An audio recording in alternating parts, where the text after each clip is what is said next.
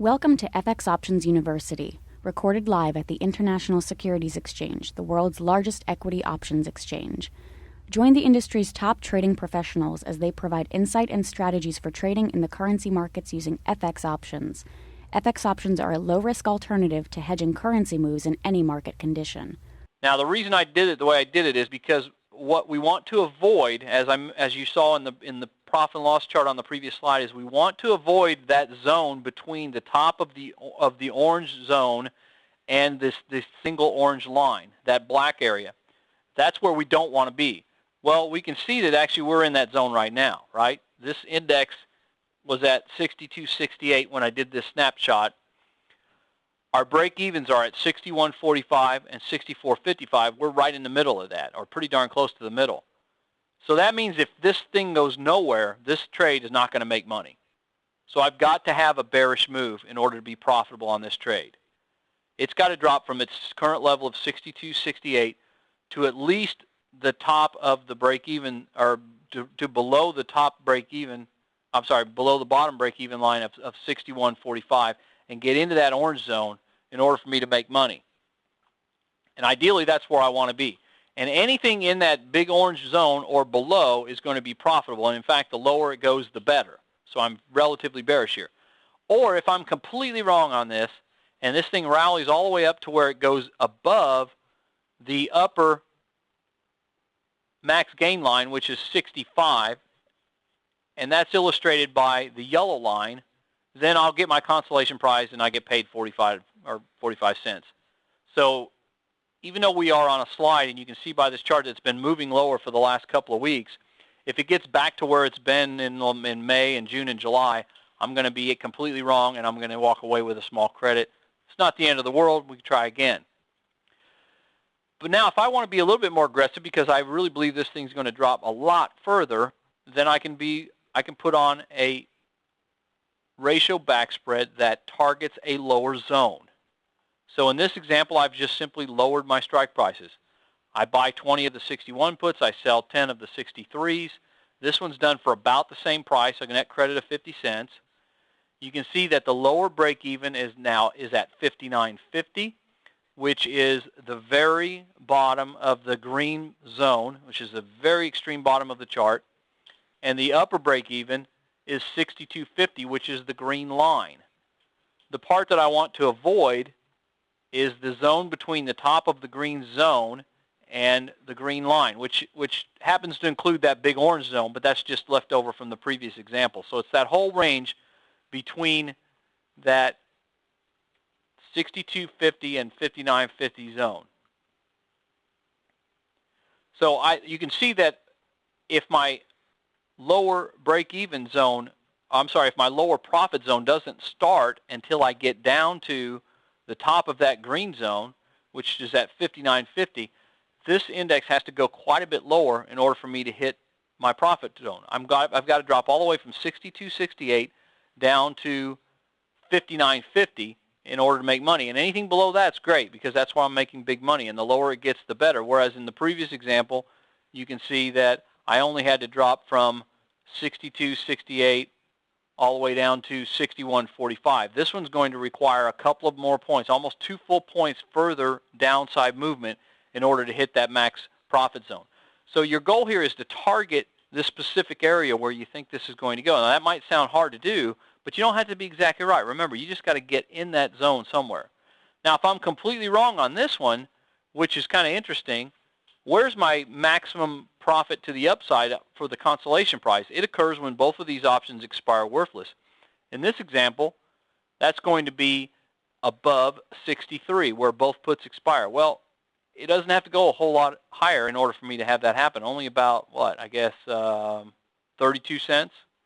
So if this index rallies 32 cents or more by expiration, I would actually get my consolation prize, which occurs above that purple line, right? Right now I'm in the max loss zone, or the loss zone between that purple line and the top of that green area. But you can see that this again targets a specific area, but that doesn't make the trade more expensive. And this nice about this trade is, again, you get to bring in a credit up front. So kind of a nice way to do it. So I realize that's a much more complicated trade than a simple vertical spread, But what I like about spreads so much is that they're so incredibly versatile, and there are so many ways that you can structure spreads to pretty much do exactly what you want them to do. You want to bring in a credit, we can do that. You want a debit, you want to pay a debit, we can do that.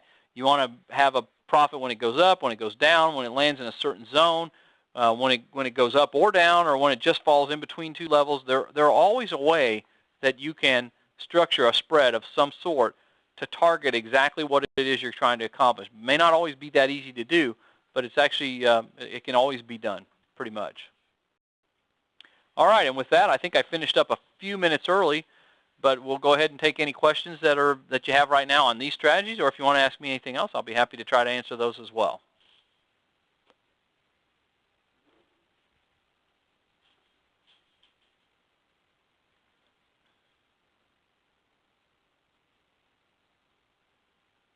So Steve, you want to forward these questions to me, or you want me just to address these as I see them coming in?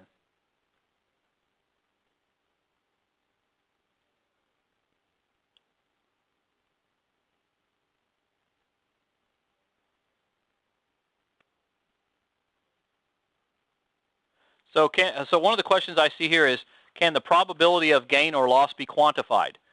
Here's my rule of thumb, and I haven't done this scientifically, but I've done it through years and years of examples and just figuring the way this works. On spreads specifically, and this isn't true for all option strategies, but on spreads, I've found that if you compare the maximum profit to the maximum loss, or the most you can make versus the most you can lose, like in some of these examples, like in that one I said, well, I can only make like $800, but I've got $1,500 at risk.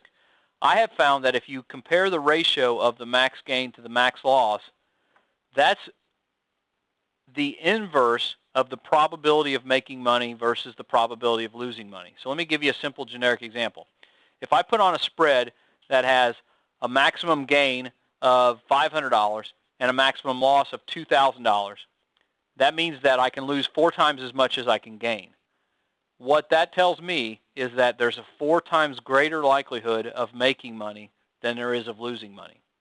And it's for that reason that the more conservative the trade gets, the greater the chance of making money, the smaller the amount of money is that you can make. So just simply take the ratio of the max gain to max loss and flip it upside down, and that's the ratio of making money versus the ratio of losing money. Now, that's not true, again, for all strategies, but for spreads, that works quite well.